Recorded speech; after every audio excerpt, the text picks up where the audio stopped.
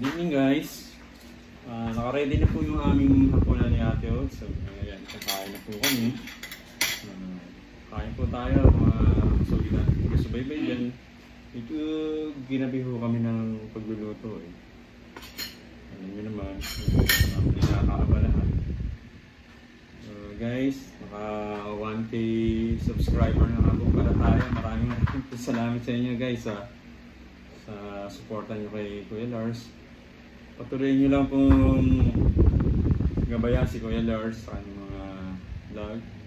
Ganun din po yung mga coordination. Salamat po sa inyo. Dahil po sa inyo, nakuha na natin yung ating mimiti. Sana madagdagan pa po guys. Please like and share. Share and like. So ayan guys, kain na po tayo. Kain na natin si Ate Ods. Kain na tayo. Ito, ang ating one and only. Pagkaharap lang po yan guys ha. Ay, hindi o. Baka maniwala ako kayo. Talagang one and only po yan. Baka masapok tayo guys eh. Ayan na, kakain na po tayo. Ayan guys. Ito yung aming ulam, yung boneless bangus po na prito. Okay, favorite po ni Ate Oats to. Ayan guys. Pork chop. Pork chop. Pork chop daw. Yan ang pork chop. Say hi. Yan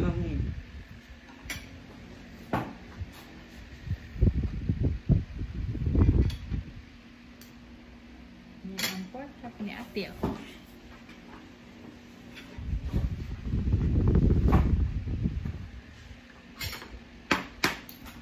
Unang subo para sa inyo to guys ha.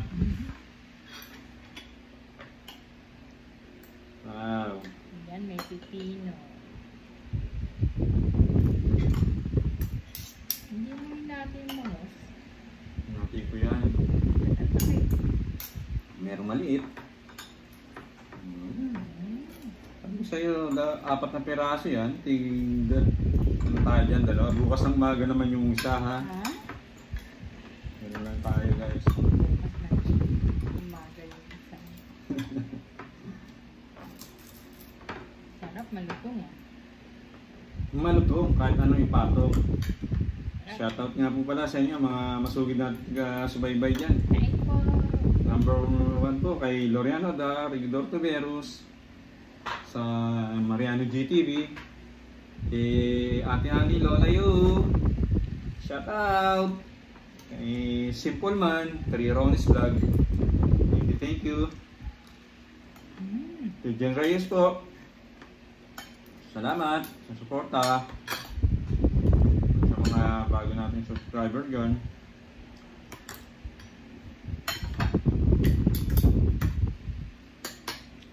Anong masasabi mo sa luto ni Kuya Lars? Pwede pa kita ulit pakasalan? Tanggapin mo muli ang alak ko na magpapakasal tayong muli. Ha, Ate Oats? 30s ba? Ha? 30s na. 1993. Tayo nung isa, December 4, 1993. Yun po yung wedding namin ni Ate Oats. 1993. Ito mo guys, tanda-tanda pa ni Kuya Lars. Si Ate Oats hindi na ako maalala. 30s na ba?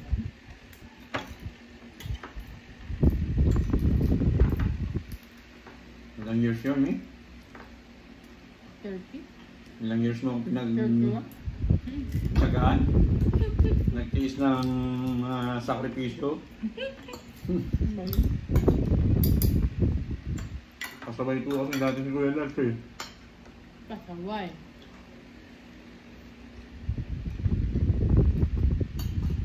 Siyempre, medyo tanda na tayo. Kailangan maging good na tayo. Be a good man. Magbago na.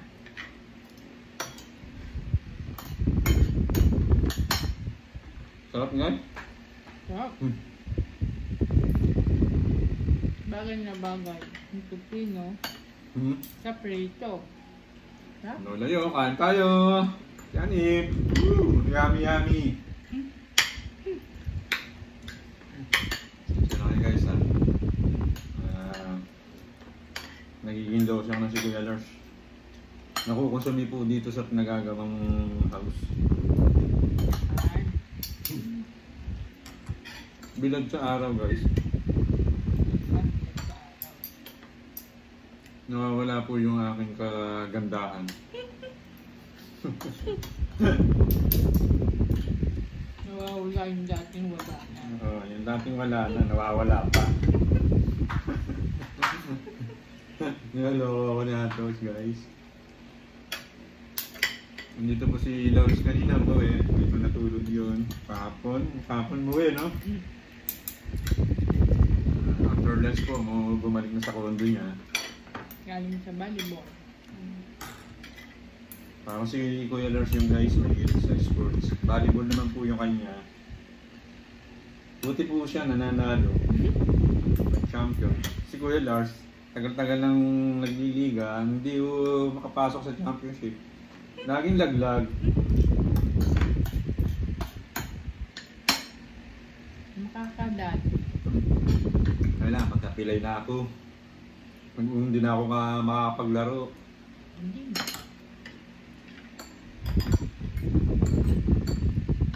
Nga pala guys, diba inad namin si Charlie nung nakaraang linggo. So, hindi pa ubos siya, naka-isang linggo. Pinakuha na po ni Kuya Leonard. At perwisyo daw po dun sa condo niya. Nagre-reklamo po yung mga kapitbahay. Kasama si Charlie. Naiiwan mo isa. Wala magkaskaso. Kaya rin po, nandiyan na ulit siya.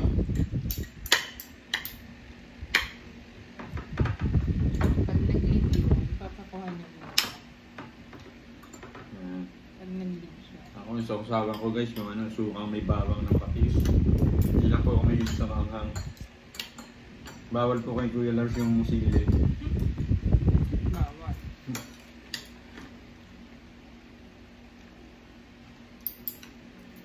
Dahan-dahan sa ulam naman Ate Ods. Bukas pa natin yan eh. Ano ba yan? Lipid tayo. Hindi ko pa naman naubos yung isa ko. Wala, kinakakay. No, talaga naman pagkaganyan eh. Hindi ka maawat sa pagkain eh. Pagka anong favorite ng niluto ko, favorite niya kasi yan guys, yung boneless bangus eh. Sweet, sweet. Sarap. Ako guys, mahilig ako sa mga gulay. Pa sa mga gatang laing, langka, mga pakbit, talbos ng kamote.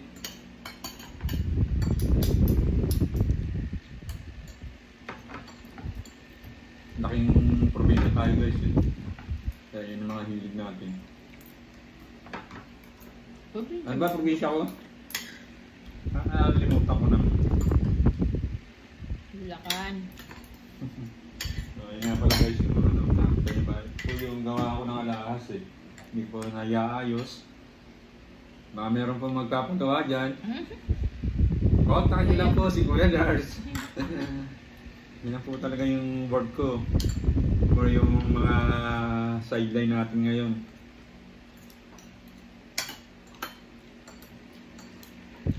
Maghanap tayo ulit ng mga question dyan sa bayan sa Antipolo guys. Magkabito nakakuha na tayo ng budget ulit. Hindi kumuha sa akin eh. Ano? Magpapanggabi raw ako eh. Kaya ko pa kaya yan guys. Wala akong kanin guys. Nakapala kasi yung ati rin eh. Nag-reduce pa naman ako.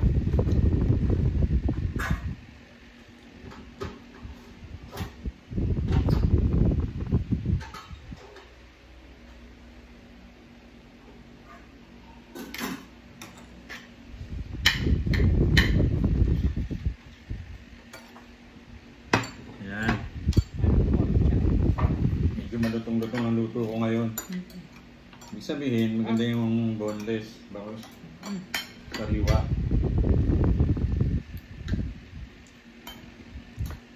Sa iba, nabibili mo ganyan, mga ano ni. Hindi durog, no? Iba nadudurog eh.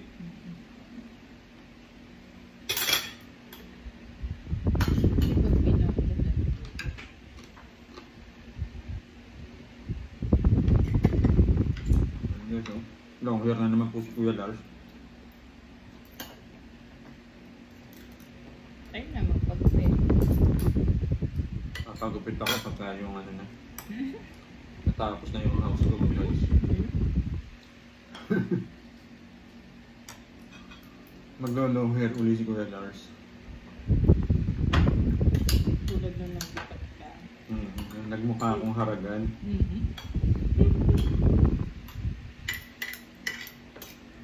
Nung makita ko nila Cindy Girl noon, parang ano daw ako eh. Basurero.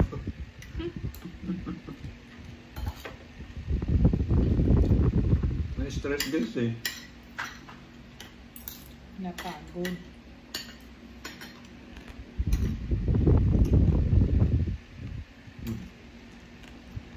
Guys. Kayo ba naghahapunan na o nakatapos na kayo?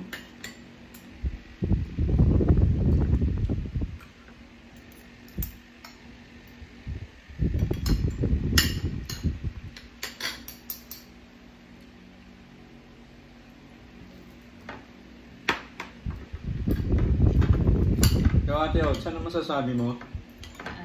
Sa ating mga masugid na ating kasubaybay.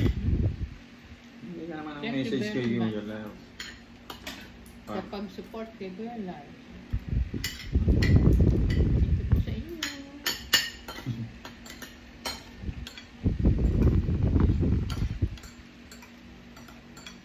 Ano, lalo pang dumami yung mga supporters natin dyan.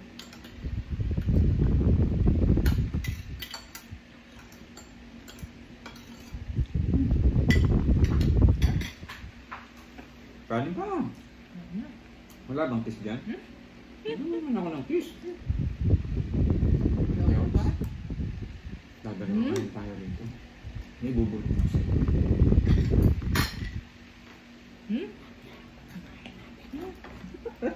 Nadinig niyo ba yung guys? Magbuhugas ka lang. Di ba yun?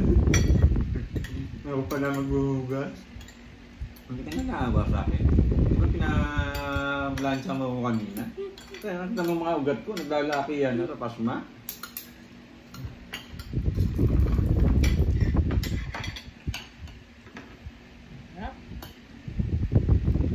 Natanda mo, mula nung magsama tayo, ako na lagi gumagawa ng ganun. Mamamlansya, paglalabay. Hindi mo na ako binigyan ng break. Ha? Tipid ka po, kunyari, naiiya ka pa sa mga madlang people eh. Nandiridyos ako. Ayun, ay bangus mo. Guys, pakalito ko na to. Nalalakas kong kumain si Kuya Lars. Bukas ko yun, sarap. Bukas daw na yun. Nakapagporto po. Ito, kukuhan ko na yan. Ayan guys, tinitipid na ako, ayaw na akong pakunin. Sarap? Talagang tig-isa lang ho kami ngayon, bukas namin ng umaga tingin kami.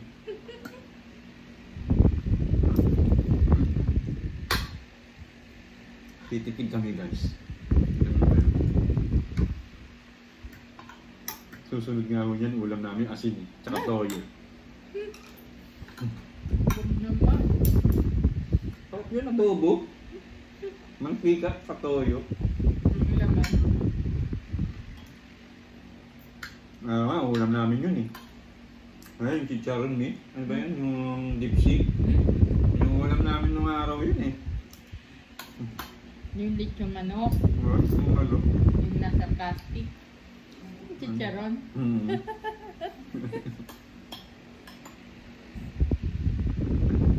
Ayun guys. Muli po, nagpapasalamat si Kuya Lars sa lahat po ng mga suporta nyo. Tuloy lang namin itong pagkain guys. Tuloy pa ba o ano? Awat na ba? Tuloy mo lang. Tignan ko nga ito. Masarap. Malutong ang pipino. Sarap yun, yung babad na babad na eh.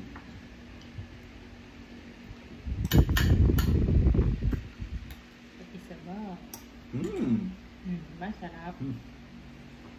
Guys, oh, payat ko na guys, ano?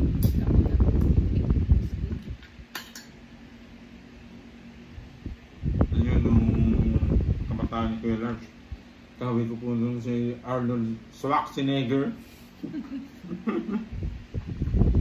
Kaya po ako inibig nito eh. Ngayon po, nangulihatan eh. Dati Terminator. Terminator dati to eh. Ngayon Terminated. Ate, ha? Inaapin mo talaga ako ha. Mamaya, hindi kita bibigyan ng isang matamis. Matamis.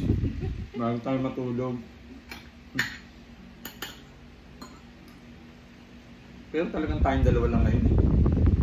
Naka-ready na higaan dun eh. Ha?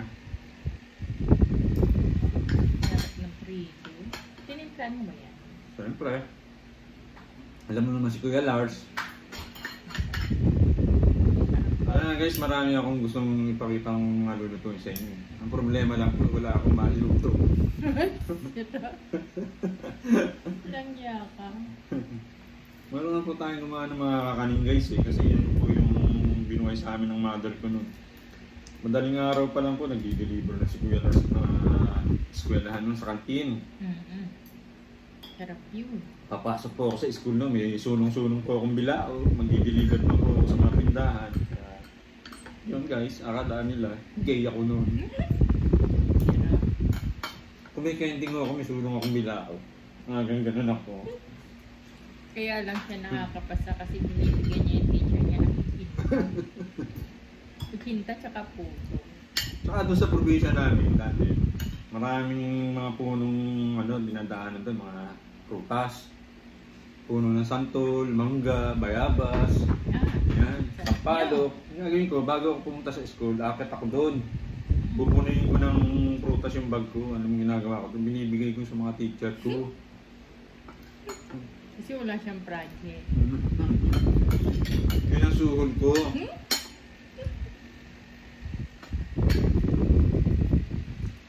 So, ayan guys, muli po. Salamat po ha. Thanks for watching. Kuya Lars. Thank you po. Thank you.